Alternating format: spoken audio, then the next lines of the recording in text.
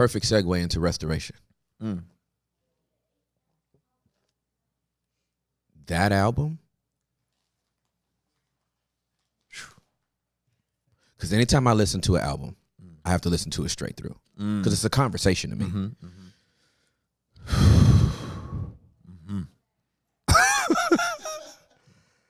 Boy. There is no denying the work you've done on your own soul. Wow. When I heard that album, I said, Cuzzo's done his work.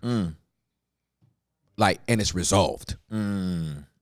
Like restoration, what I heard in restoration was resolution. Yes. Okay. Talk that talk. Feel me? I like where you going. I'm getting chills saying it. Like when I heard restoration, I heard the resolution in your voice that this is figured out.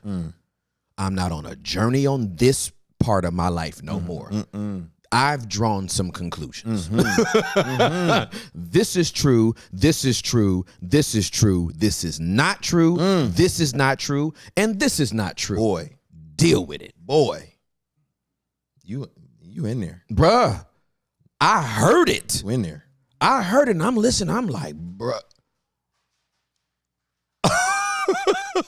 So it's well, let me say to you, thank you.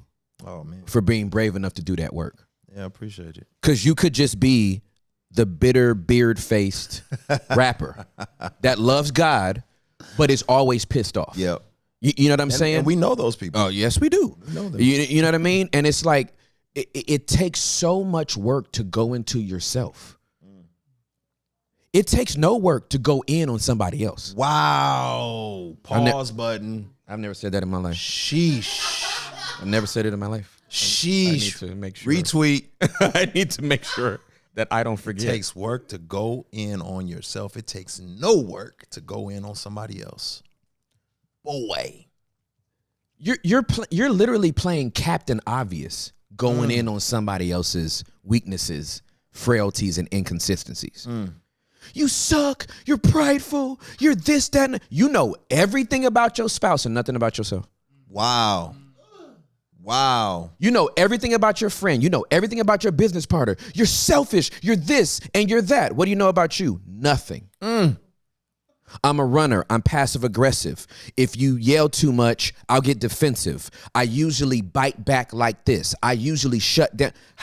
It takes no work to, it's Captain Obvious to be able to read somebody else's weaknesses. Do you know your own? Man, that's good. That's why we're addicted to reality TV. We can watch other people's problems and not have to deal with our own. It started with Real World.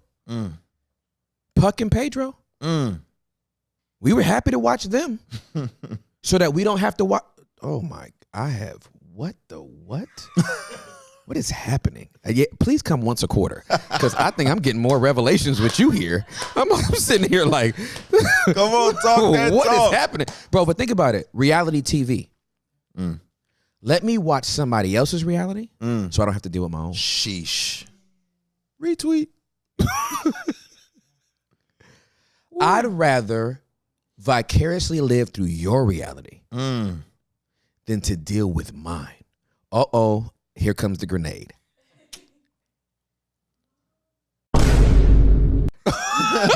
Here comes the grenade.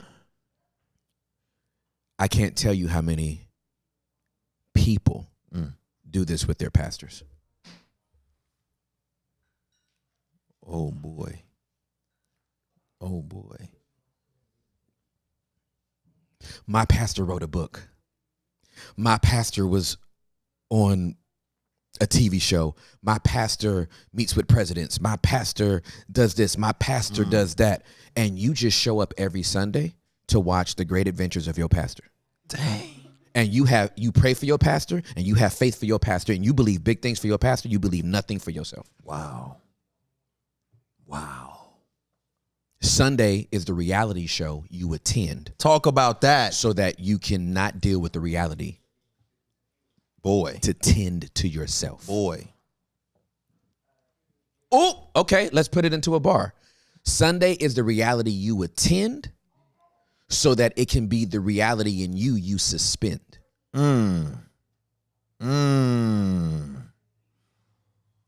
So how many people are in suspended animation at their churches? Boy. I don't have to live a life full of faith as long as my pastor does. As long as my yo. So okay. And then let me just say this in light of what has been said, because that's the FI. That's that F-I. F-Y-E. That's that FI. Y'all, please, like, as you're listening to the words coming out of his mouth, resolve to do something in your own life.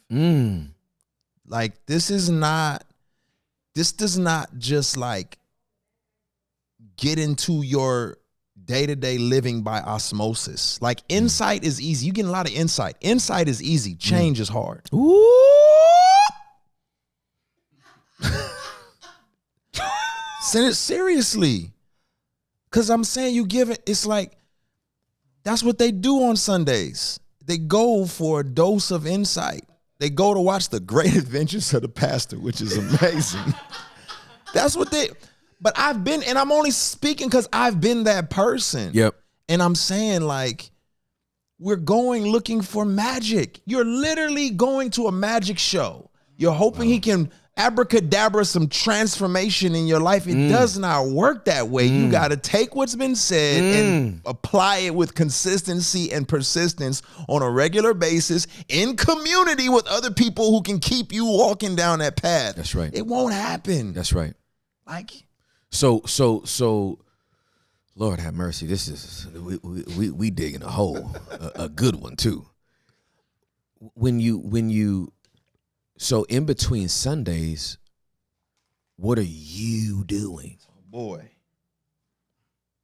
eating popcorn. In between Sundays, if Sunday is insight, Monday through Saturday is the invite for change. This man dropping all bars. Who's the rapper? Who's the rapper? You are. Oh, okay. Don't act like you can't rap though. They may not know. They may know. I got a song to let you listen to though. All right. Yeah. If Sunday is the insight, then Monday through Saturday is the invite. And what is the invitation? The invitation is to change. The altar call is an invitation to change. But it doesn't happen all on the day that you walk down to the front. That's it. So Monday through Saturday, in between these Sundays, has to be where you're like, I'm working on the change. I'm coming for more insight and more inspiration to continue this change. So we need to be, and this in my 7 years, anybody that went to Embassy City can tell you, you came on Sunday. First of all, we didn't. The reason why our church was never going to be like a 50,000 member church, because you had to die at our church. I was going to put your flesh in a body bag. You went to Embassy City. If I'm lying, I'm frying, right? Yeah. You come to Embassy City, I'm going to murk your pride, your ego, your fear, your insecurity. I'm about to preach Jesus and this Bible in such a way that you like,